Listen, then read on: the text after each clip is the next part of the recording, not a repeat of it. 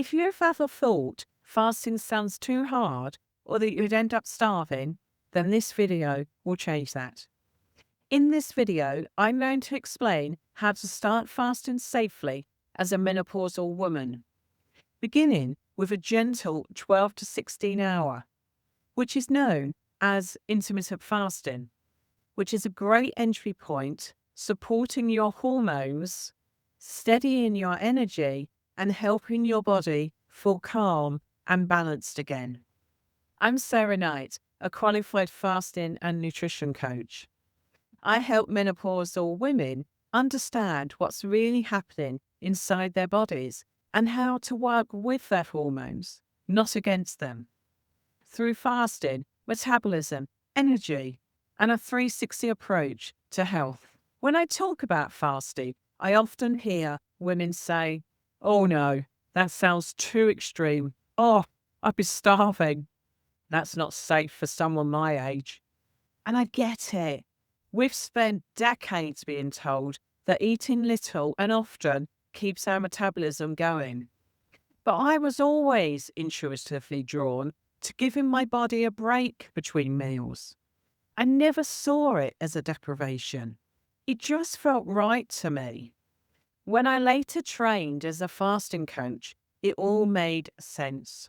Fasting gives your body the pause it's been craving, so it can start repairing, balancing, and healing from within.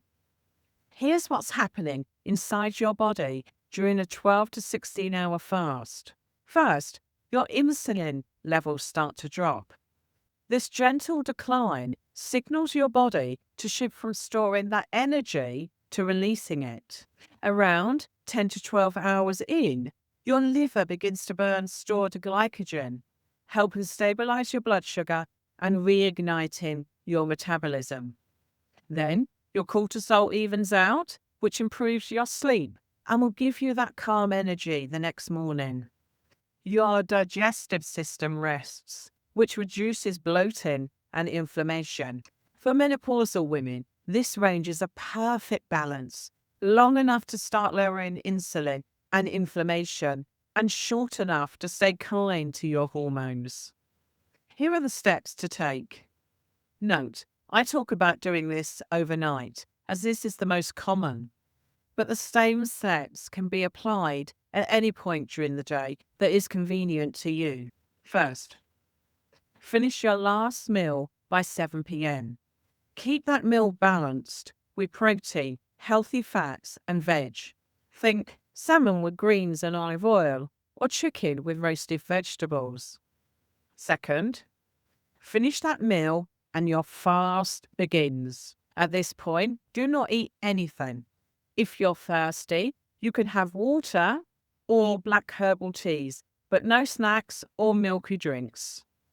Third, when you wake in the morning, first thing, have a glass of water with a pinch of Celtic sea salt, which will replace those minerals lost during the night and will support your hydration. Then, break your fast mindfully.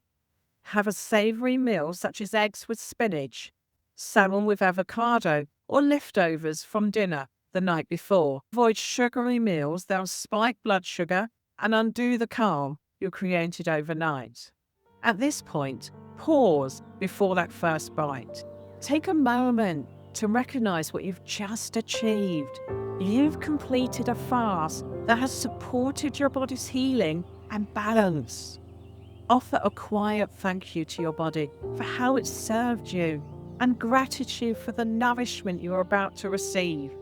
Notice the colors, textures, and aromas of that meal. Eat slowly, allowing that nourishment to ground and restore you.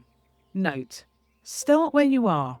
If you're new, then begin with a 12-hour fast, and once that feels comfortable, delay your first meal by 30 to 60 minutes every few days until you reach the 16-hour mark.